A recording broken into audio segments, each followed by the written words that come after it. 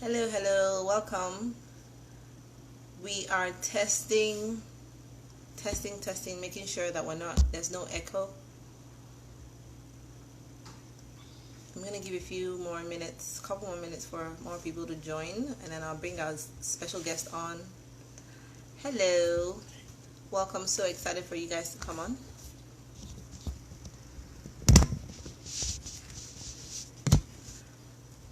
We are Today's a special day. We are going to be talking to no echo as of now. Thank you.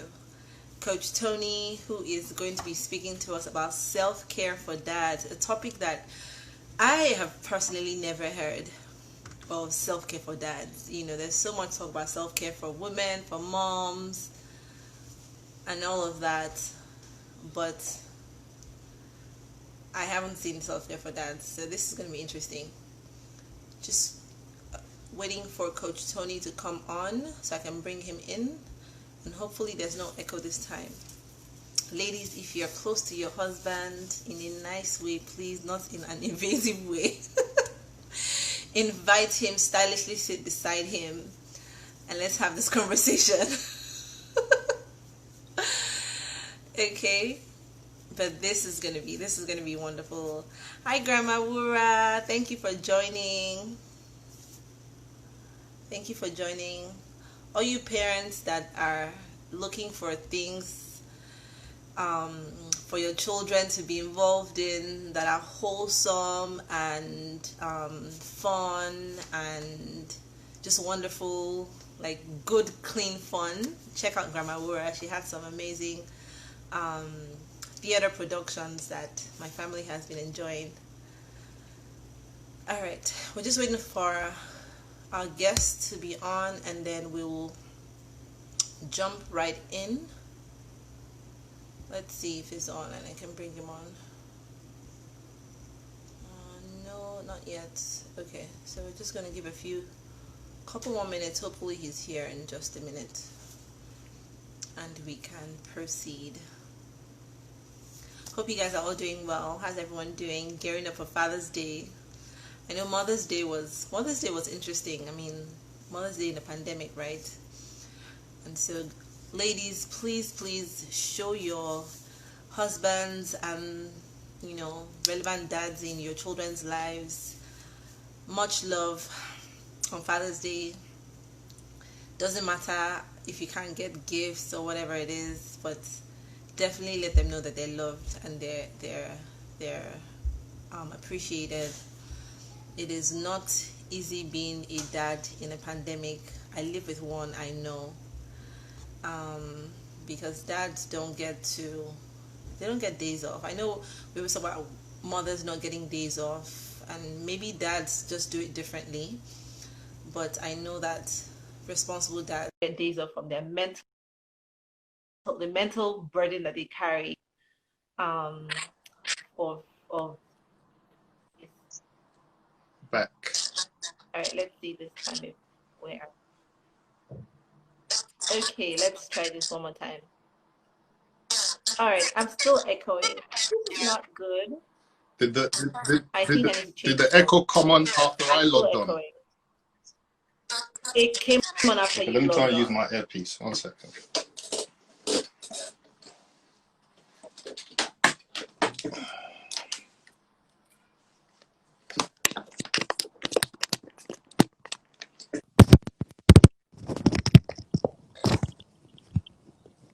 How's that now? Let's see. It's my okay. Actually, no Yeah? echo. That's Okay. interesting. No Okay. problem. All right, let's do it. Awesome. So welcome to Coach Tony. Thank you so much for joining us. It's I'm appreciated. so excited to have this conversation. I've actually I usually don't get nervous before live videos, but for some reason I have just been a ball of mush. I don't know, my emotions are like just like in a jumble. But I think it's because it's a very, very important topic and maybe even a sensitive one because I realized over um I mean maybe more so over the last couple of weeks a few weeks or maybe even a month or so that self-care is actually something that I've actually never even I've never asked my husband. We had a conversation recently, and I'll get into that in a bit. And I realized that that's actually something not only has he not even expressed to me, but I haven't even given him the like I haven't even expected it from him, so to speak. Like I've expected him to take care of me and the children and to be there for us all the time and to shoulder everything and just to be like a support when I just can't take it anymore. I expect like he's always strong, right? I never look to him to there's never a time I've looked at him and just be like, oh, I'm expecting like some sort of weakness. Like it's always like, okay, I can't take it anymore and I need to fall on your shoulders, so it's so I think I've been processing all of that. So I'm excited for what you have to say. But before we get into all that, if you're watching me for the first time, my name is Rema Conjola, and I'm the founder of Grace to Parent, a positive parenting platform that empowers parents to build strong relationships with their children through positive discipline and Christ-centered leadership. And I have with me today a very, very, very special guest, Coach Tony Williams. He is a mentor, mindset coach who is passionate about people, passion, and profit. Yes, and Coach Tony, can you tell us a little bit more about yourself and the work that you do? Excellent.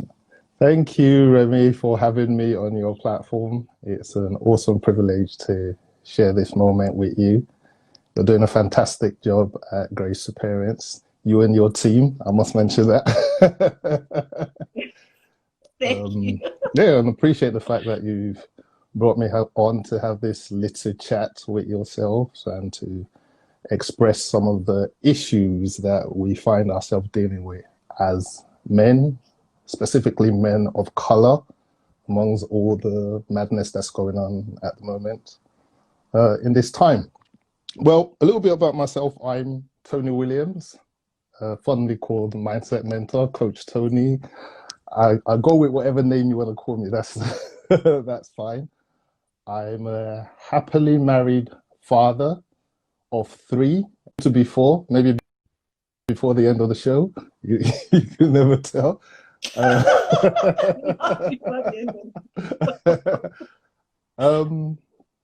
And work-wise, I wear a number of hats as well in the investment space. I'm an entrepreneur in the online and internet space. I'm a web designer, digital marketer, online presenter, content creator, whatever you want to mention.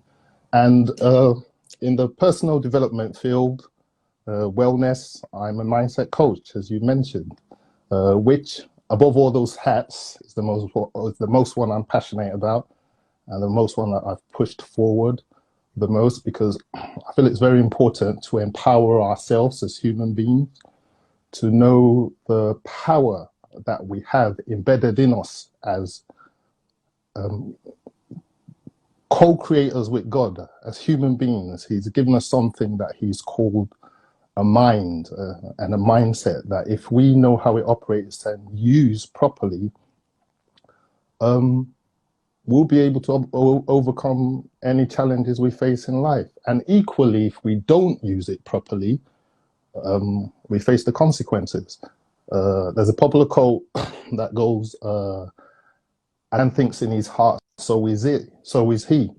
But a lot of people leave that quote there, but it goes a little bit further, because as a man thinks in his heart, definitely so is he, and so he would remain. So if you don't change your mindset, then you would have yourself to blame, and that's just basically it. So I've pushed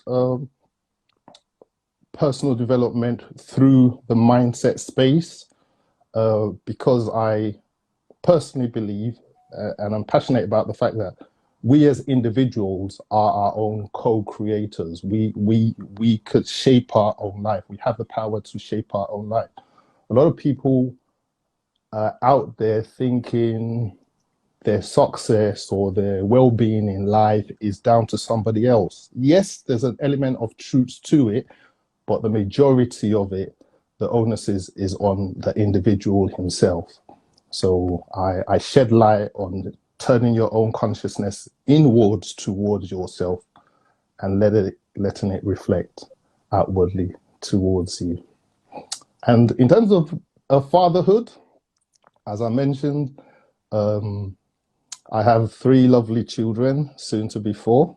You know, we're waiting outside the window to see if it's coming. But my children, wonderfully wonderful children, range between 23 and with this last one would be just a number of days. I did mention, yes, I did say last one, just because I know someone might be watching. And I have a sense of humor as well, which is what I put into my things. I think life is too short than to be rigid about everything. You have to have a certain openness about yourself and openness about your approach to things in life. You know, that's where people can really relate to you and connect with you on several facets or several angles that you're coming through with them. So my children range between 23 and a number of days old, I would say.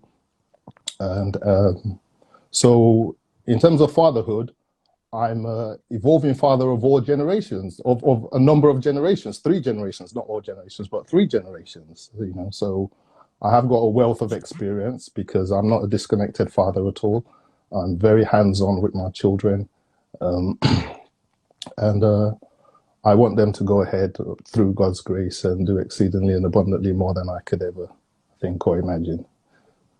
So that may help. Awesome, awesome. Thank you so much. I actually didn't even think about the uniqueness of your of the ages of your children, Absolutely. because you've seen it all and you're still in the trenches, right? Absolutely. Okay, so let's go back to this. Let's start here. Let's start with the whole idea. Why is self-care for dads? Why is that sentence so foreign? Why is it so why does it sound so strange? Why is it something that we're not used to the concept of? Because it's not, I know it's definitely not because we don't know what self-care means and we don't know the value of self-care. Because I know that especially for women, we're constantly like talking about self-care. We are constantly doing things that would encourage self-care. And I know that for women, especially now in this pandemic, we've realized that, you know, the massages, the facials, you know, the pedicures, all those things are nice.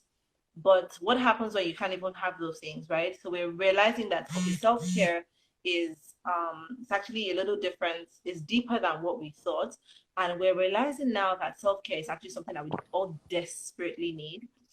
So even with all of that realization, even with knowing all of that, self-care for dads, self-care for men is still something that is so foreign. Why do you think that is? And what can we do to start to change the narrative? All right, thanks, Remy. From my perspective, because perspective is always key, what works for me might not work for someone else. But the words itself define itself, self and care. You have to care for yourself. No one else could really give you that care like you would have to give to yourself. So self-care itself, it's a word where you have to separate and find out how best it works for you. That's on one point. But on the other point, you can't have self-care if you don't have self-discovery, because you can't give what you don't have. You'd have to discover within yourself and understand that I'm lacking something, which to the effect is self-care. And then you develop a habitual pattern to start working towards how you would make out time, you know, to make it happen for you. And so in terms of your question, like, what do we have to do to change that narrative? It's first of all self-discovery. And self-discovery could come in a number of ways. It all depends on the situation you're going through. but self-discovery could come through your fate. It could come through your challenges. It could come through tools.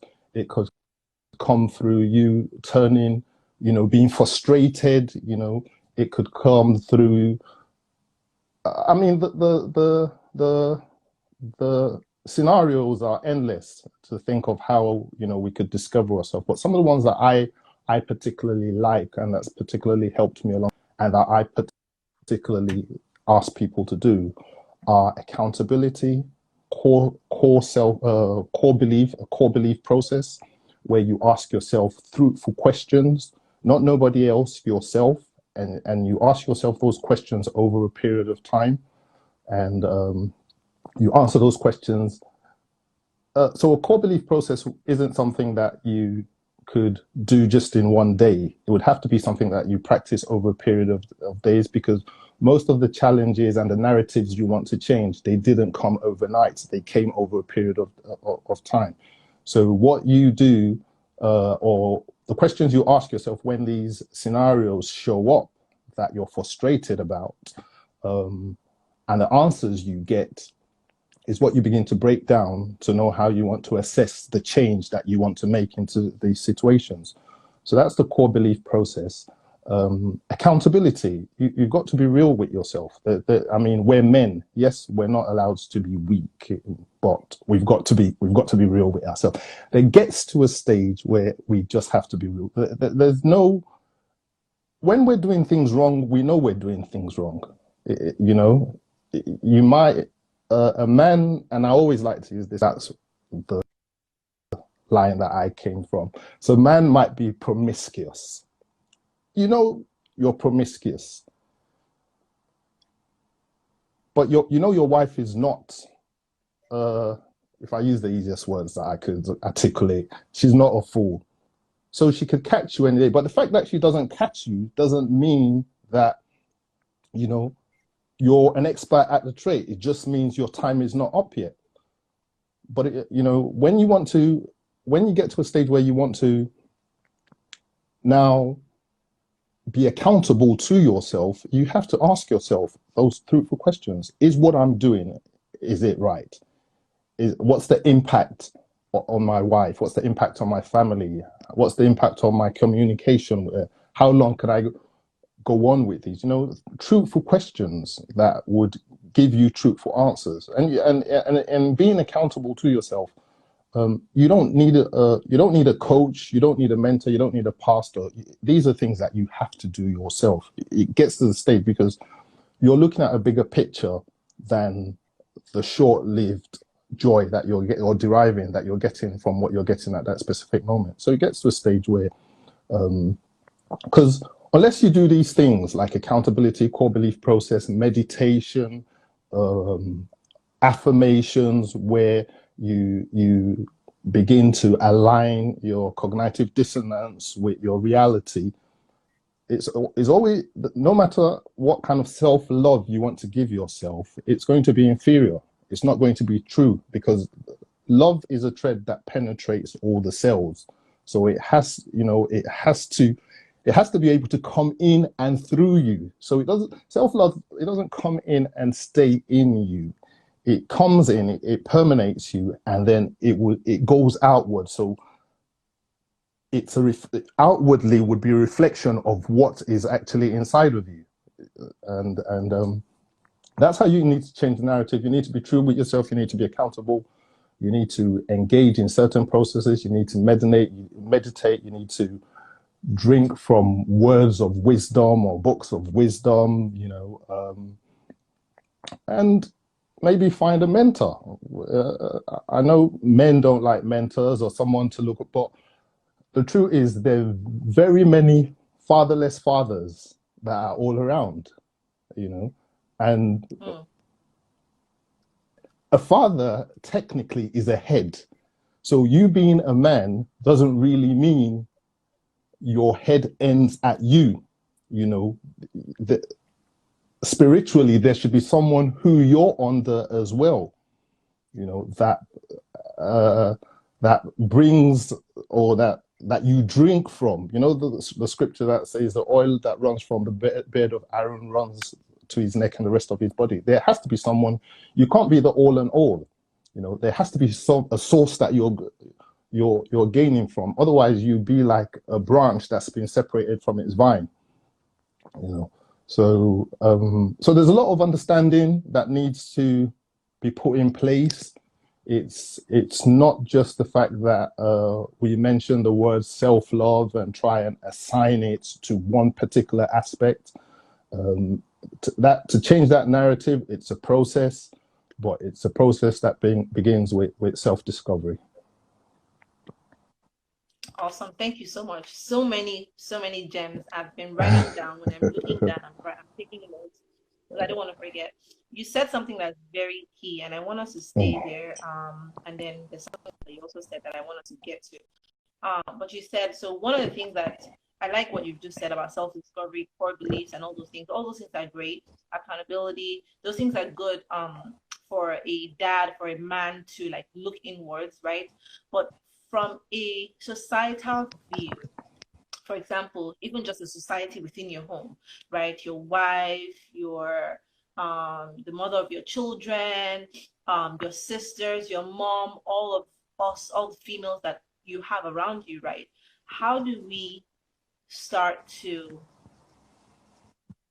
What would you say to the women?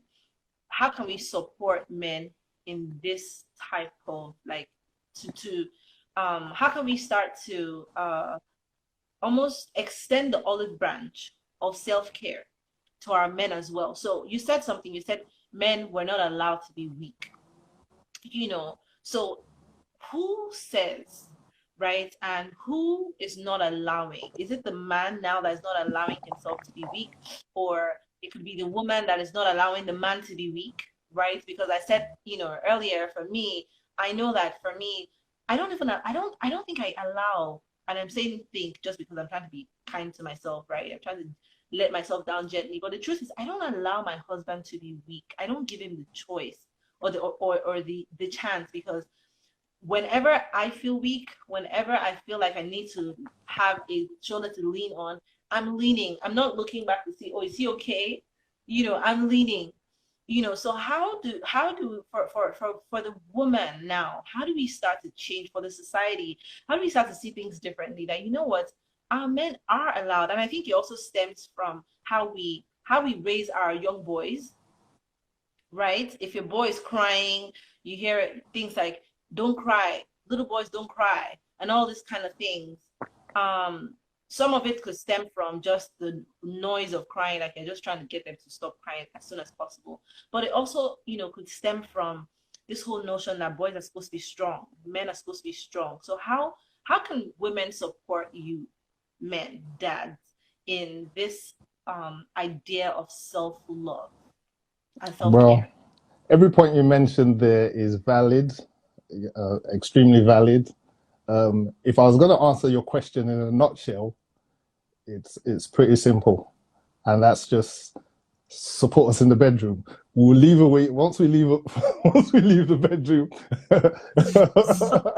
Once we leave the bedroom, we're good, But in truthfulness, that's a short-lived sort of fantasy as well, because the feeling just lasts for a period of time and then that wears away. For a woman, it's important, I would think, to understand your man's perspective. It's always a little bit difficult, because my view to life is that when two people come together, you're bringing decades of individual people together to become one. And that means it in essence, hopefully it won't, but to know each other through and through, inside out, it would almost take an average of those amount of years of staying together. That's the honest truth. So you'd have to compromise, you'd have to be patient, you'd have to listen, you'd have to be willing to learn, and you'd have to be willing to love. That's the foundation for couples. Then individually, for a woman, I would think from my wife's perspective, she's a fantastic woman. She's the Queen of Hearts. Uh, I would, It yeah, really she's is. the Queen of Hearts. I'll say that again. um, I would say it's just important to understand that men need space. You know, um, as you clearly said, when you want to lean, you want to lean. When you want to talk, you want to talk. When you want support, you want support. No questions asked. It's very important to understand the environment or the situation that surrounds you going up to him. Sometimes men want quiet time, but they're not necessarily saying, I want quiet time. But we could be lost in our thoughts just sitting down. And it's not necessarily lost in our thoughts because we're speechless or we're worried or something. But those moments where, we're just reflecting and turning the consciousness inside out is very important.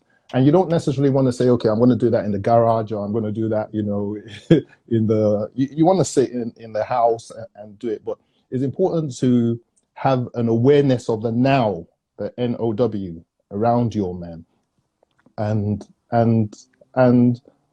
always just take caution before they approach. Or that I think that's all that men really want. Like, it's difficult to speak from a woman's perspective broadly because I'm only married to one to one woman.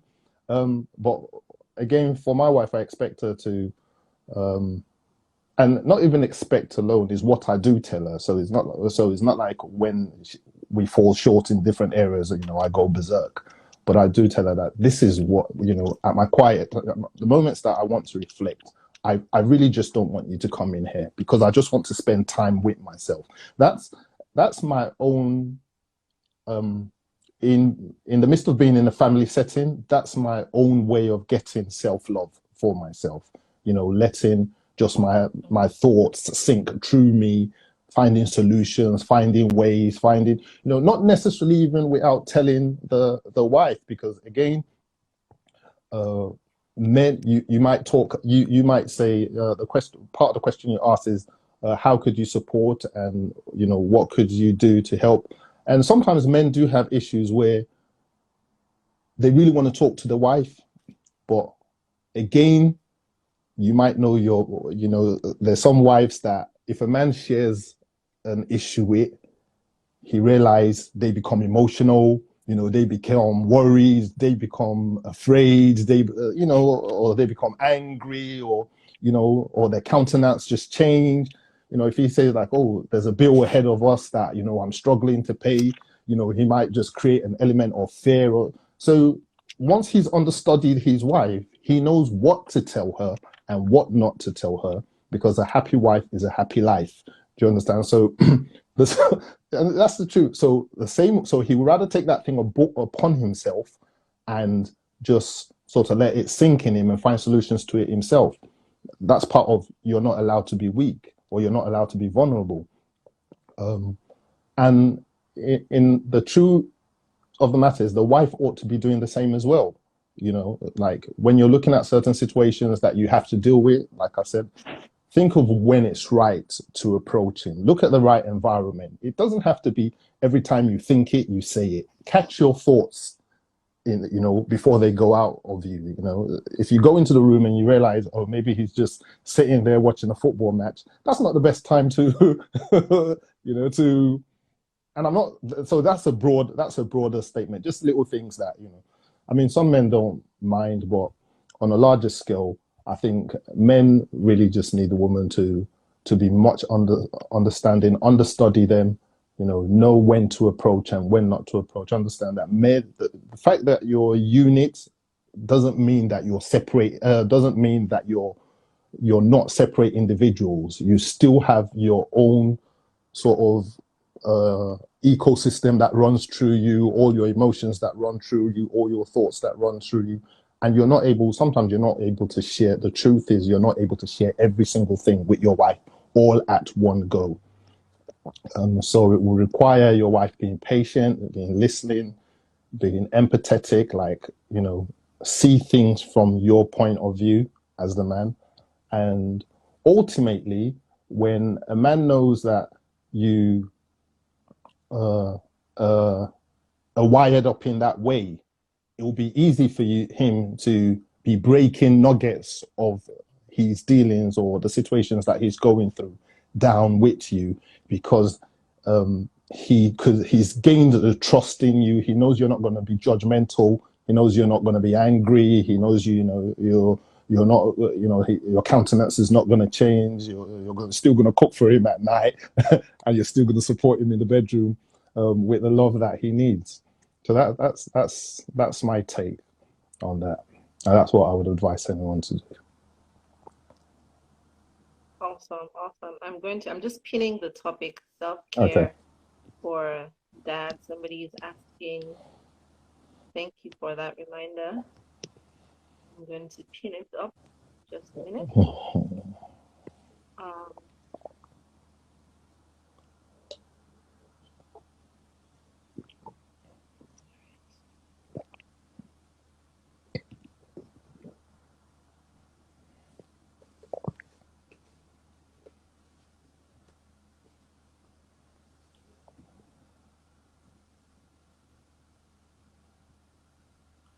Excellent. Okay, thank you so much. That was really good. Now we've talked about, so now what I hear you saying is because men are not naturally giving to self-care, and perhaps, you know what, as you were talking, I feel like maybe they even do. We just, it doesn't look like what self-care looks like to women. And so when a man is asking you that he just needs some time by himself because, you know, most women, I shouldn't say all women, most women are naturally, um, nurtured, and we like to be in the same space and all of these things. Even when it's time for us to have self-care, we're so quick to be like, peace out, I'm gone. you know. But we like to be together and all those kinds of things. So maybe the men are actually reaching out for self-care. They don't know that, maybe they don't express that that's what they're doing. And maybe we don't give them the chance. I don't know. But what I hear you saying is patience, being supportive, like and maybe even creating way avenues for men to have guilt-free time, Yeah. right? So that they don't feel guilty for taking, Saturday morning to go play a game, um or Wednesday afternoon for whatever it is that he has chosen, right? So what I hear you saying is, so in order to change the narrative, women, um, we should encourage self-care in men, so to speak, right? But now let's talk about let's now I think we've kind of laid a ground for the meat of the conversation. And what I really want us to talk about next is, what is self-care? Like, there's some, men on this live video right now, or moms or women or whatever, and they want to share with their husbands or the relevant dads in their lives. Um, what is self-care? Like, what are some things that the men can start doing, right? For self-care. Now, I know that this is probably a question that is interpretable in different ways to different people. But what I do know is, from my understanding of self-care, so let's take self-care, let's put it in categories. This may help. So physical care, spiritual care, mental care, social care, things that you are doing intentionally to feed your mind, body, and soul, right?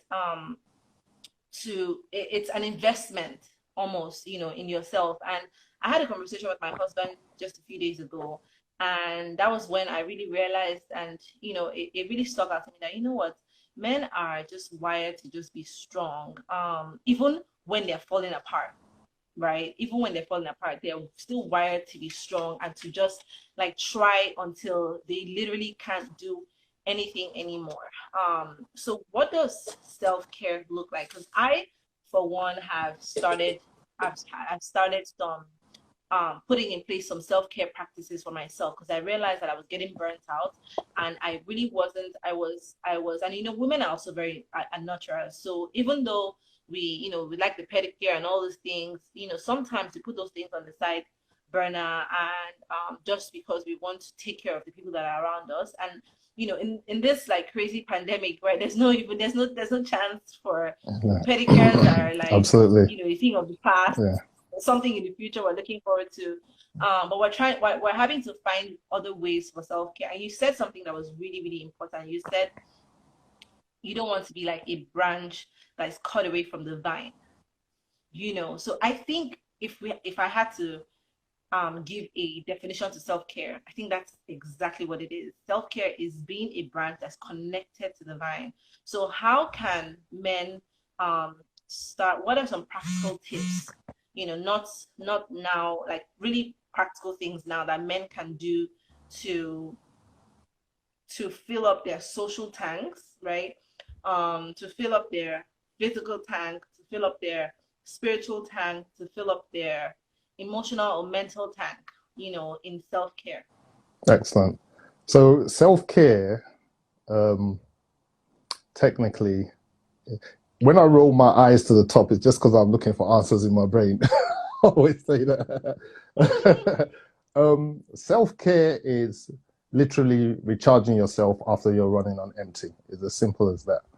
A car is a conveyor of passengers to a destination. That car will not operate if it's on an empty tank. It's not even going to move. But it's still going to be a car. The shell's going to be there. The cushions is going to be there. So you're still going to be the father of the house. You're still going to be there, representing the father figure. But with lack of self-care, it's just not going to be an effective father figure. It's not going to be a father figure that's carrying, the family along to the destination that you want to. More so, you're not even carrying yourself along, because a car that's not moving, after a while, the tires will begin to deflate, the things will begin to get rusty. So that's the analogy that I could use to sort of describe self-care. In terms of the mental, spiritual, and physical parts of it, mentally, it's important to drink from books of wisdom. It's just scripture books, people that admire or you aspire to be like, or people that you're mentors. Just follow examples that they've left behind. Some of them are dead, some of them are alive, but many of them leave their footprints for people to follow, to follow through on obstacles that you're facing. Most of the obstacles that we would have, if we're talking about a pandemic, there's been a pandemic before. If we're talking about obstacles, men have faced obstacles before. If we're talking about challenges, men have faced challenges before. If we're talking about failures, numerous men have failed before, and numerous of not all the numbers of these people have failed, had challenges, had obstacles. All of them overcame it in one way or another. Some leave the footprints, in the sand for us to follow. It's just left for us, to look for the footprints in the parts that they left. And so that's physically, we just need to, first of all, we need to empower our brain, elevate our minds. Because when we get the mind right, the rest of the body will follow. It's simple. If it's habitual patterns we're developing, it starts in the mind first. Everything that we want to do, it has to start in the mind. Once the mind is set and we're focused and we're intentional about it, all the body just takes. I always say there's a reason why our brains are in our head and not in our foot. That's because it's supposed to lead the way for us. So once we do that, it will be, it's easy. It sounds easy, but it's as simple as that. You get the head right, the rest of the body will follow. In family settings, if the man is right, the rest of the family will follow. Again, I use that scripture, that oil, it runs from the head downwards. Water doesn't flow from the ground upwards. It always flows from and And that's even if you're looking at it on a physical tip. And then even on a physical tip, you could still be physical and self-love yourself without being spiritual, because the system that's designed for us to thrive and well-being is a system that's it's laid out through people who have set the path for us from from years back. So if they say don't smoke or don't overdrink, don't eat right, don't overdo things, too much of everything is bad, all those kind of things you have to put into perspective, because you've only got one body, and that one body is the conveyor of everything that you want to express. Anything that you put inwards into that body would automatically or inadvertently express itself on the outward bit, no matter how you try and sort of prevent it, and if you try to hold it, suppress it too much, it gets to a stage where your body just is not harmonizing with itself. Do you understand? So it's in a form of, it's inflicted by diseases. I actually always define that word dis-ease, disease, which is dis-ease. So your body is not at ease with itself. Do you understand? So there's no harmony within the body. So and that's what's inside. What's inside is what protrudes on the outside. So that's on the physical tip. On the spiritual tip, I know this is a spiritual platform, but it's funny because the laws of the universe and the laws of nature are still made by God. So he makes sun and rain and snow, winter and cold season fall on the sinner and the saint. So the idea is to know how those laws operate. The only difference is that if you are in the line of faith, you're more susceptible to get a bigger dosage of the blessing. But it doesn't mean that if you're out of faith and you know how the laws operate, you won't get the same blessing. Because the law of seed time and harvest time is the same law. Yes, you might pay a tithe and get regular, but the law, even if an unbeliever does not pay a tithe and he still plants in the right place, still does the right work, he would still get his blessing, because it's, as much as it's a spiritual law, it's still a natural law of seed time and harvest time. So we have to understand how the laws operate, the laws of the universe. If you're not spiritual, and if you are spiritual, just know how the laws of God operate.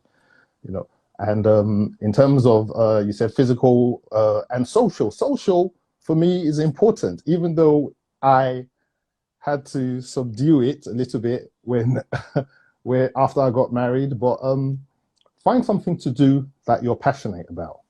There's no alternative for it. Your wife can't give you that. You just have to be there. And I say that with a grain of salt, because I'm not saying you should just run around like a headless chicken, not just in technical in easiest form, but do things within reason that would help you revitalize yourself. So if it's a run you want to go for a run. If it's a small social gathering, go for a social gathering, but be careful who you associate yourself with in that social gathering. But the scriptures say, guide your heart with all diligence, because out of it flows the issues of life. You cannot continue to do the same thing and expect to get different results. So if but that doesn't mean you should stop doing the things you're doing. You just do it within reason, and do it with the notion that you've got maybe a family to come back to, you've got, a work you need to wake up to early in the morning. So those are the ways in which I actually think you could get yourself back in tune with generating self-care or self-love for yourself, by yourself. Just start by getting your mind right, and then be intentional about all the rest that would follow. Affirmations are good as well. because you have to constantly reassure yourself. Because sometimes when nobody is reassuring you, you're the only one standing in front of the mirror and assuring yourself that, and that assurance and that affirmations, they actually build confidence in you to, over a period of time. It's not going to happen overnight. No one says it's going to happen overnight, but it's a progressive realization of a worthy ideal. You know it's going to happen, so you just have to keep on the process. And I know people have a lot of problems or trouble with affirmations because they say, "Oh, it seems like I'm just talking to myself." But that's where your mind comes in, and that's where you have to counteract your mind, and find ways in which you would say things to yourself where your mind would believe what you're saying. So you don't just have to say things just for the fun of it, just like off the tip of your tongue. Find a way of penning it down, um, how your mind would accept it. Because again, even if we're looking at it from a non-spiritual perspective, just from generally as human beings, where we have the division of the conscious and the subconscious mind and how it operates, the subconscious mind only takes what's dominating in our thoughts. So if we're constantly, saying these affirmations and we're not believing what we're saying, that's what the subconscious mind is going to take away and bring back to you.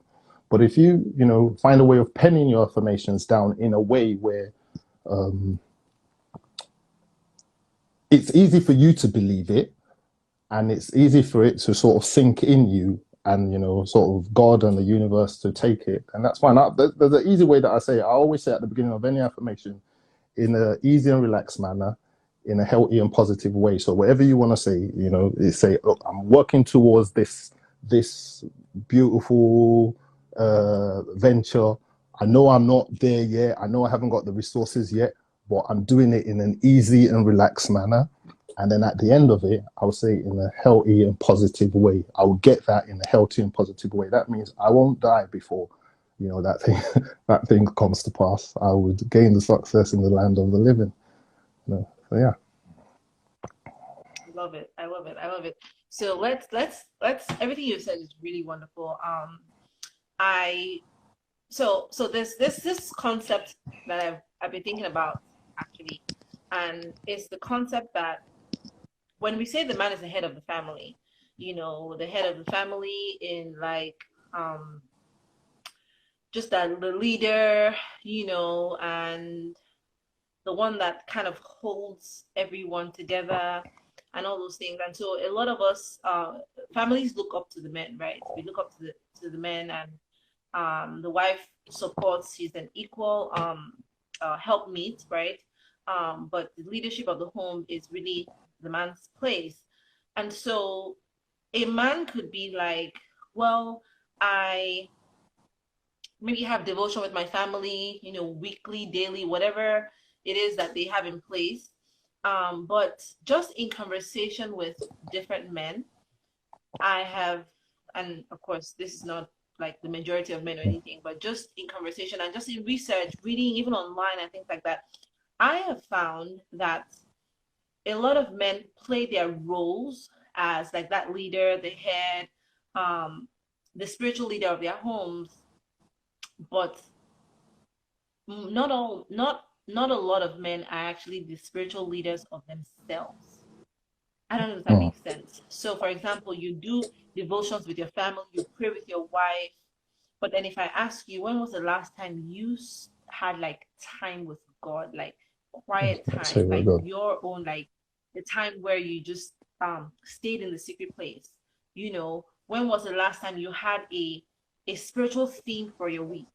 Right? I know one of the things that you do in your family, which I love, is you have like a spiritual theme for the week, something that you're all meditating on, you're thinking of, you're praying about, and all those things. But how um how important is it for a man to have that like one-on-one time? Like you said, being a like you don't want to be a branch that's cut off from the vine. So in as much as you're the leader and you're supposed to be passing on um you're almost like you are now the vine for your family, right? But how do you maintain your connection to the vine, like the main vine, Mm, like God Almighty? How do you maintain that connection? Because you can't give from an empty absolutely. cup.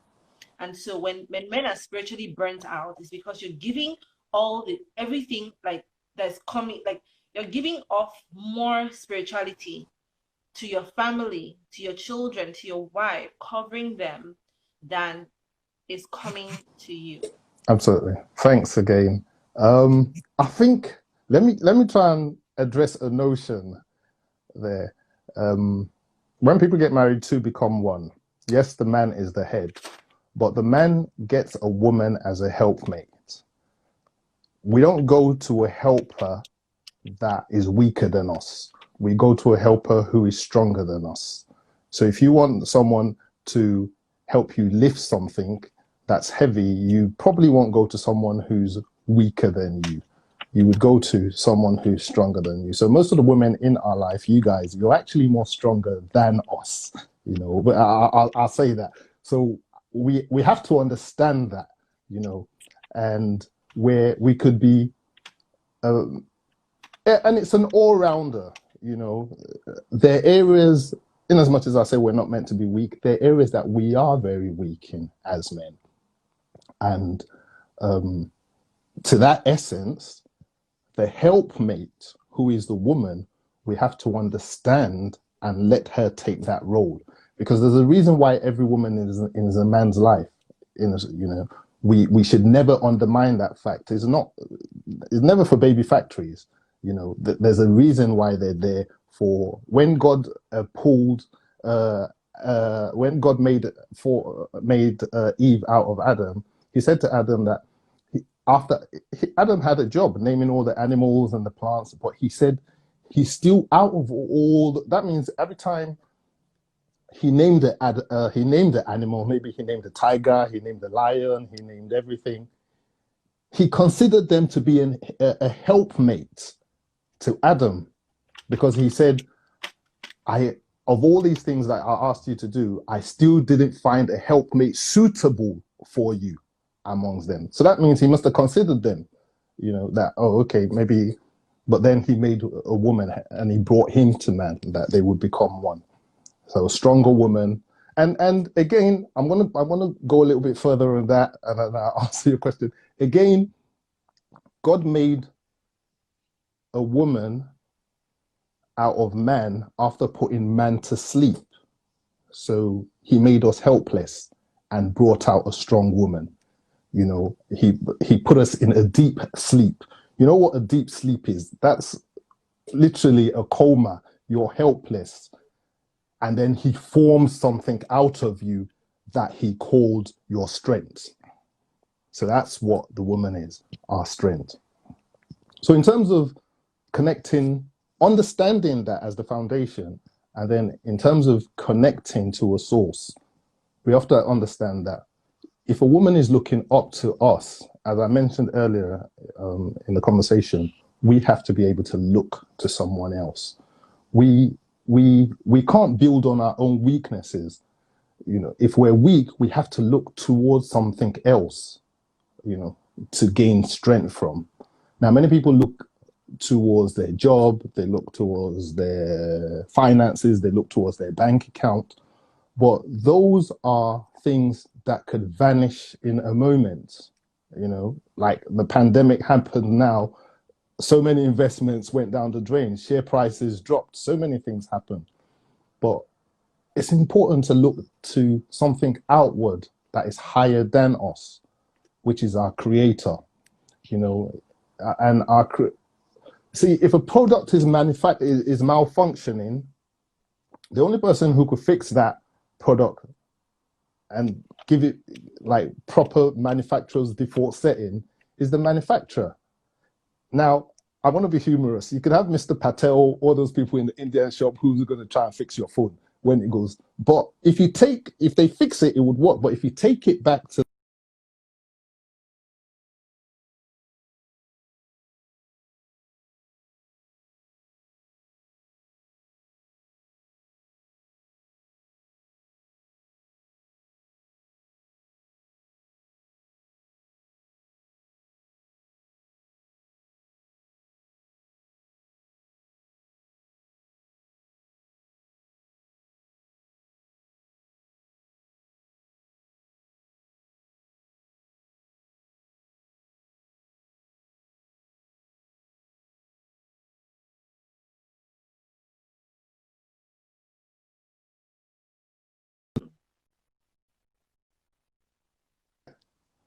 Sorry, Yes, you I went am. buffering for Sorry. about a Wait minute for or me. so. So, Yes, oh, same for okay, you. yeah. Okay. So, Okay. That's fine.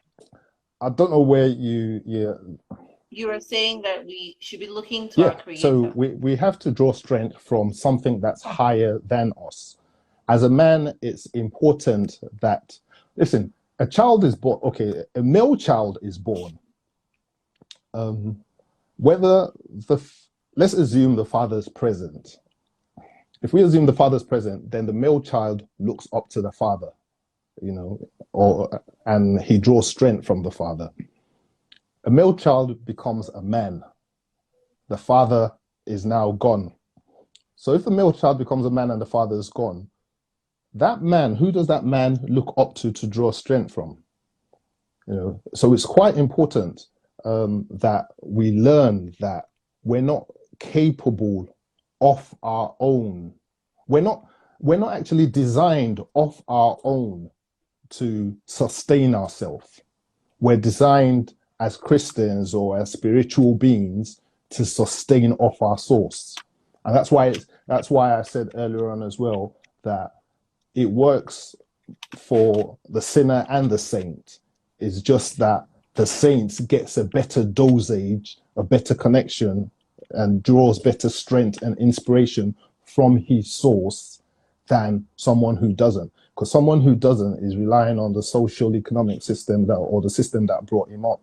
Someone who does, who's a saint, he's relying on the source. That means he could go to bed, you know, with peace in his heart, knowing all things working together for his good without his participation. That means even if he's doing it right or he's doing it wrong, it's still working together for him in the good manner because he's drawing strength, not from his own rational consciousness, but from a source who is pouring into his life and who he's drinking from the deep wells of wisdom. Awesome. Awesome. Thank you. Thank you. Thank you. Thank you Yeah. so much. Really, really great. If you guys would look down on the bottom of your screen, you can share this live video with your friends, with dads, with men in your life, your friends, your family, so that they can watch it now or watch the replay. This is really, really good. So as dads, let's we're rounding up now because we're almost out of time. But as dads, so relevant to dads, um, one of the biggest, I mean, probably the only, if you had to say, if I had to describe parenting as one task, right? I think it's being the example that you want to see in your child. And so it's really important for us as parents, especially dads, as the leader of the family, as the leader of the pack, um, to understand that our children are looking to us, right? Your children, dads, your children are looking to you. They're looking at how your sleeping patterns. They're looking at your self-care practices. They're looking at not just the time that you pray with them or pray with their mom. They're looking at, what does my dad do to fill his own spiritual tank? They're looking at your social patterns. They're looking at the things that you do. They're looking at how you relax. What do you need, like external you know, for lack of a better word, substance, so to speak, to help you decompress? Or is that something that you've learned to do healthy and positively, you know? So it's really, really important to know that your children are watching you, how you treat yourself, how you treat others, but most importantly, how you treat yourself, how you act. They're watching, they're going to emulate you, they're going to copy what you're doing. And so for the men that could be on here and maybe thinking, well, affirmation, eh, they may think, oh, affirmations is all, or the idea of self-care is like emasculating, it's not, it doesn't show that I'm a tough guy. What is your closing charge to men to really get them to buy into this idea of self-care as a lifestyle? Because the truth is, the grace that we had when before the lockdown, before the pandemic, before COVID and all these things, that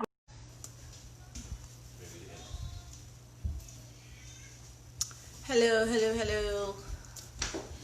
Welcome. If you're joining us, this is part two of Self Care for Dads with Coach Tony at Tony Williams.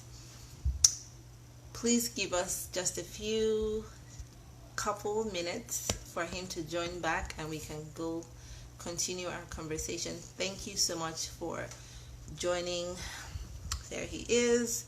I'm just going to pin our topic. We are talking about self-care for dads.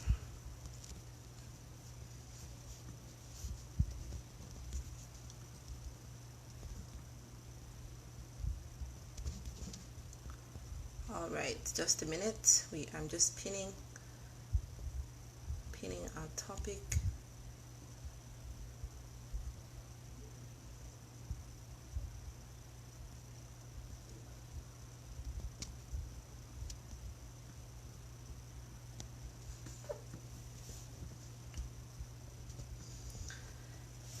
Time flies when you're having fun, right?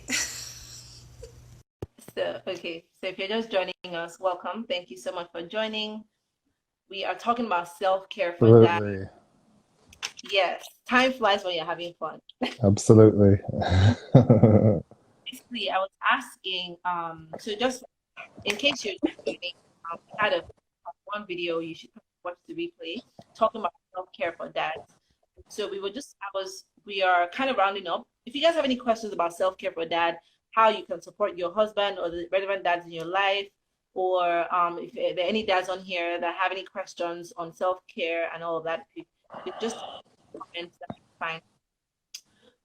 But basically talking about if you had like a moment to give a charge to the men, to the dads out there, and just just to let them know the importance of self-care, what would you say? Now, I was saying that in the time before the pandemic, right, there was a certain grace that we had that was sufficient for that season.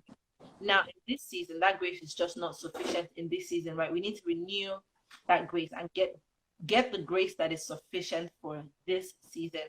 And the reason why I said that is because some of the things that we used to do before, I know that men are, well, some women too, but mostly men, well, I shouldn't say mostly, some men, because not for me, are, especially the time where kids go to bed, right? After your children go to bed, that's when you feel like, oh my gosh, I can finally, like, I have my time, to myself, and you feel like, well, there's some things I just need to do, there are TV shows I need to watch, there are things that I need to do to fill my social cup, right?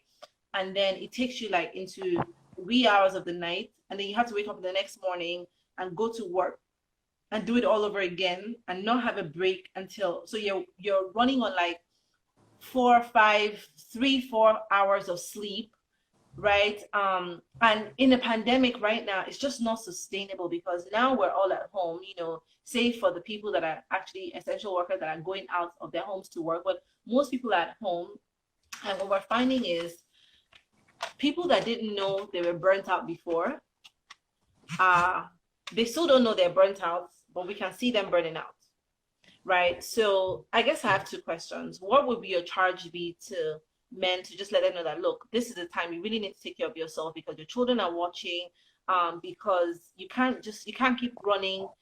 No matter how fancy your car is, if you're driving a Range Rover, a Rolls Royce, a Bentley, a Mercedes, whatever kind of car you have, you can't run any of those cars without gas. And so it doesn't matter how nice your car looks on the outside. It matters what, the kind of gas that you put or the amount of gas that you put in your car. So that's one question. The second question is, what are the signs of burnout? So a man can be on here and just be like, I think I'm okay, because his mind is tuned to be strong for his family. But then his family can tell, like the wives can tell that you're burning out and you're like about to collapse. So what are the signs that a man can look for that let him know that he needs to fill up his tank, that he needs that to let him know that his gas tank is actually, his light is on and his tank is actually low? Excellent questions.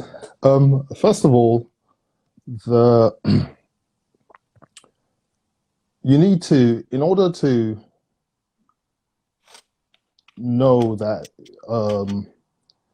you are burning out, if I start from the back, Yeah. from the last question, is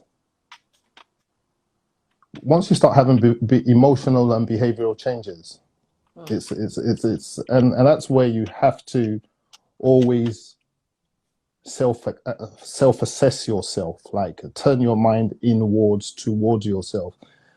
Let's not even talk about the wife. The minute you start shouting at the children, I know you, I can't remember your phrase. I know my wife used to tell me, shouting, raising without shouting or something, which I think is fantastic. And I actually I'll pull her on it all the time. But the minute you start to shout, the minute you start to shout on children, the minute you start to get frustrated, the minute you start to be rational in your judgments, it's all signs of burnout. Because if you ask me why, I would say those were not the symptoms that you showed when you started off your union, you know? So the minute you start to see those behavioral changes, then there's an underlying, thing that's bringing them out. And part of it, as you rightly said, is running on empty. And relating to where we are now in the world, all the challenges that are coming from work, from the social economic factors, the government and everything, someone who was full on gas, who's run empty now, or who's running on reserve, when he searches inside and he can't reach nothing to bring out, then frustration would come out. And when you don't counteract those frustrations with self-confidence, with belief factors, with affirmations, with things that make you assured that this is only a temporary situation, then you would burn out. And burnout in itself is not, or burning out in itself is not something that happens overnight. It would have been happening, gradually over a period of time, and one's not paying attention to it, and it's not paying attention to it till it gets to its peak, and then you realize there's nowhere to turn, or there's nowhere, and then all the other elements that sort of are factors of burning out will begin to exhibit itself in. So it's important to be aware of yourself, like spend time with yourself, not with nobody else. It's so important, not with nobody else. If you need to, ask for permission from the wife to lock yourself in the room. Do a self-analysis of situations. Look at everything that brought you up to where you are now. Let that be your propeller of confidence for where you're going to go. If along the line you see things that need to change, begin to pen out ways that you could deal with it. If you need to reach out for help, begin to pen out ways that you could reach for it, that you could get help. If you need to pray about it, it's only when you have done the self-assessment that you know exactly what to pray about. And prayer starts from a point of gratitude. So when you've done the self-assessment up to that point, you are actually grateful for that. Then you have the supplications, the things you're asking for. So you've got things that you could thank God for, and then you've got, the issues of the day, which has burnt you out. And then you're thanking again in faith because you've just gone through the whole process. And for the other question, I think it's just important to connect to the source. Understand that we're not designed to be a branch of a disconnected branch of the vine. We always have to find a way of connecting to our spiritual father. There's no form of refilling to man that is as satisfying as the inspiration that you find through intimacy with God, Mm. intimacy with your creator. And people have the notion that I've got to carve out time for it. I've got to, have all this religious patterns, and I've got to wake up first thing in the morning. Yes, to some extent. But someone who you're having a relationship with, it's a relationship. At any time, given time, you could call for their attention. So anytime you feel at that stage where you begin to feel despondent, lost, or just, that's the time that you reflect. That's the time that you sit back, you turn your mind inwards, take away all distractions, lock off the phones, lock off the computer, lock off. There's a beautiful app that I use for that, and it's called Soft Murmur. I think Soft Murmur, and it just gives you atmospheres, different atmospheres, rain, cloud, crickets. Just download it on your phone, plug your earphones in, and just listen to it. And then within that, because that's natural sounds, you could now have your conversation with God by yourself. And again, conversation with God doesn't have to be shouting, because the scriptures say when you want to pray, go in to your room, close the door, and speak to your God. The God who hears in secret would answer you in private, paraphrasing. Closing that door is not metaphorically the door of your room.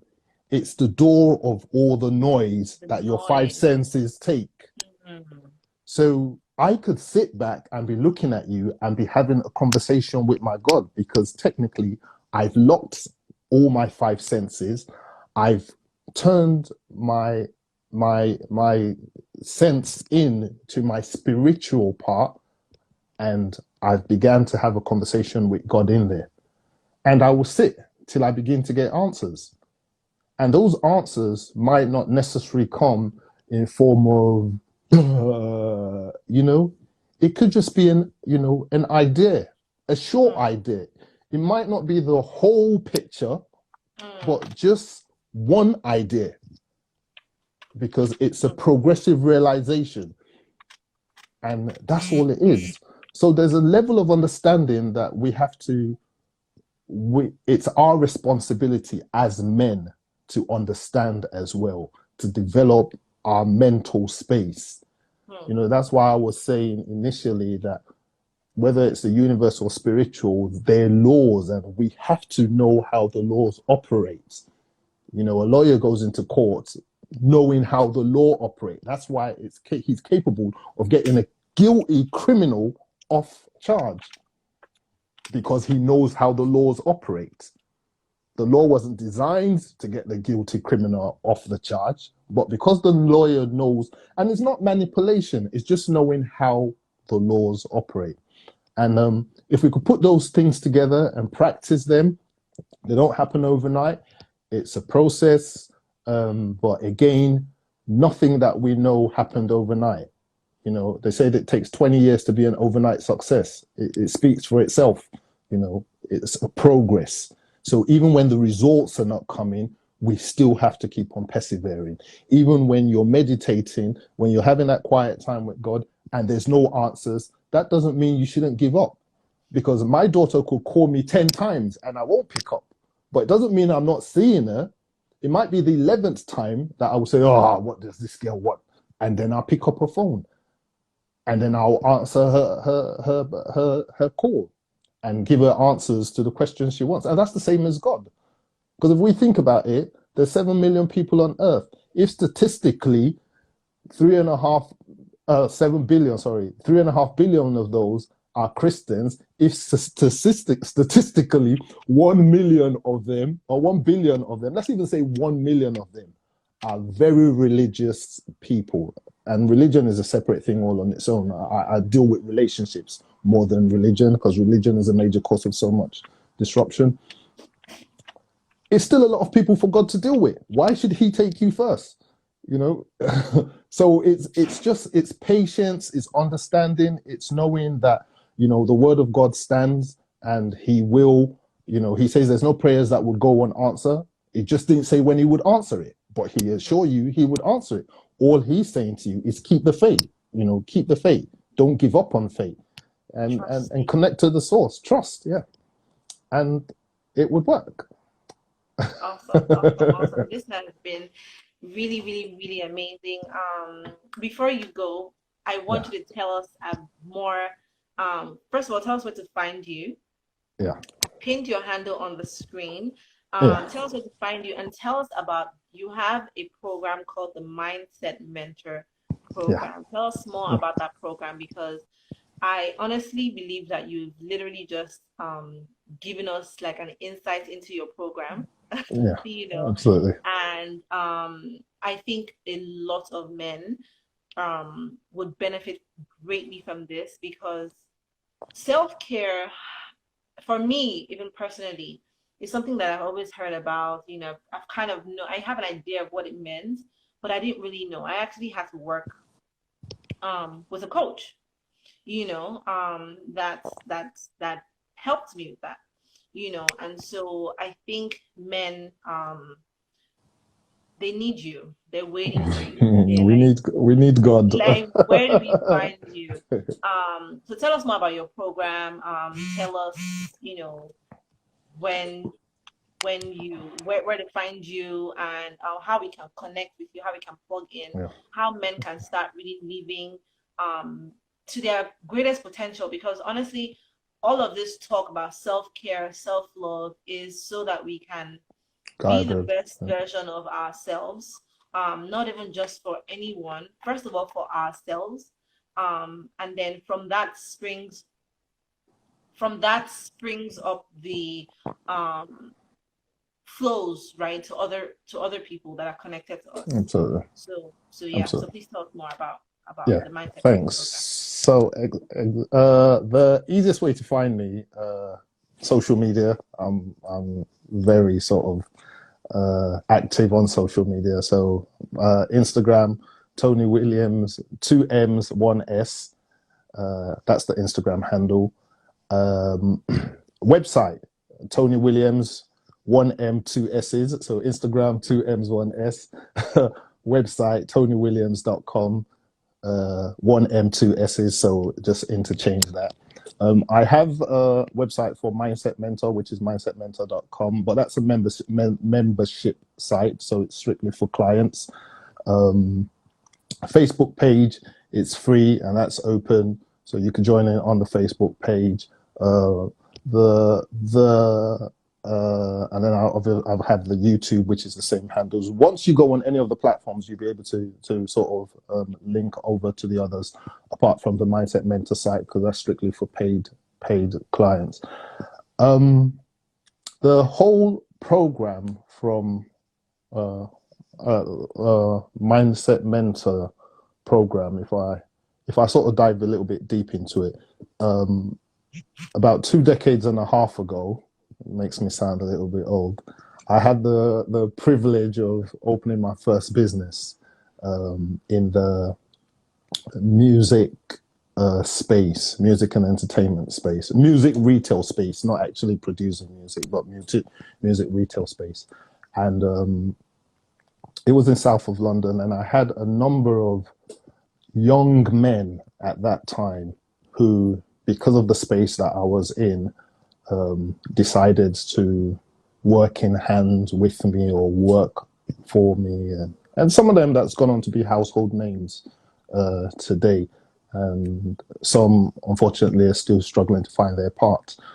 But that's where my initial passion of personal development and fulfilling our potentials, because I thought if 3, 4 people come out of the same source, why is it that one is going under the same nurturing umbrella? Why is one thriving and why is not? Why is one facing challenges that they can't overcome, and why is one? And off of that, I was in the personal development space for a number of years, which I still am in, and I've understood that a lot of personal development programs deal with aspects that are really outside of you, aspects that they expect them to change for you.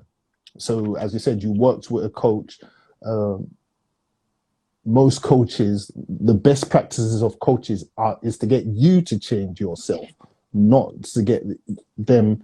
And I figured the that's good, but for me, if you cannot still change your mind, you can't change anything else. Because that's the major entry point of every form of change. So I fractioned out that niche of working strictly with the mind, so that people could, use their own minds to empower themselves, create better versions of themselves, develop new neurological pathways that would ultimately be sustainable. Because whatever habitual patterns you develop through your mind, whatever things that you whip in your mind, even though they might recede or you might forget them, it's only forgotten for a minute. The minute you, as I said, I roll my head backwards to find my eyes backwards to find answers in my brain, you will find them there. But if they're not there, you know, if it's something that you crammed or something that was placed upon you, then there's always a struggle to find it. So I sort of sectored out that niche, and I work with people just strictly on their mindset or to create a better version of themselves. Obviously, uh, leaning towards them living a fruitful and a purposeful life, and then off of that, in whatever facet or factor they're in, to monetize it and gain much profit. Awesome, awesome. Thank you so very much for your Thank you, time. We Remy. definitely overextended on the time, so thank you for being so gracious to Oh, accommodate really? um uh us. Thank you for all the tips. If you guys are just joining, I would really implore you to watch the replay. This is part two. Watch the replay from part one to part two, and it's been an amazing time. Women, ladies, moms, girlfriends, you know, sisters, mothers, friends, please be a support to your husbands, to the men in your life. Be be give them the opportunity or give them the free space, right? Um, give them the push, the I don't know what word I'm trying to find, but set the intention to let them know that it's okay to self-care. It's okay if they want to be, to have some introspective time. It's okay if they want to spend time with themselves. It's okay if they just want to be, you know,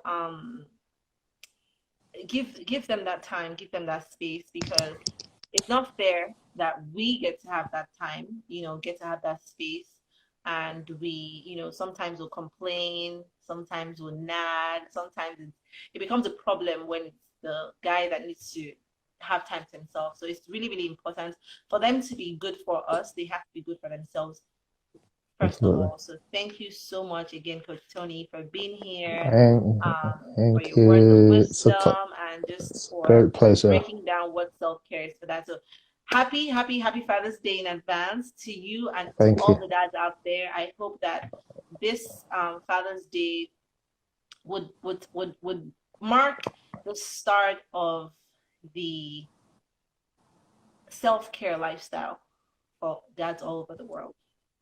Amen. I receive it. I receive it for myself and for all the fathers Yes. out there. I Yes, receive it yes. and Thank you so I much. And extend it my love onto to your wife, who happens to be my best friend. uh, I waited till she'll the her. end to out her, but she is just a wonderful part of my life, a Thank wonderful you. part of the back end of Grace the Parents. Amen. We're in this together, and so yeah, she's amazing. She plans all of my events, and Great. yeah, Excellent. she's a huge support. So I know you're in great hands. So thank you to Thank you, you, and thank Romy. you to your family for giving us this time. And yours too. My warm regards to the kids and to your husband. Thank you ever so much. It's been a great pleasure being on Absolutely, board with absolutely. you. And we look Hi, forward to Debbie. many more. She's on there. All right. Yeah. All All right. right. Good Take night. care. God bless. Bye. Peace.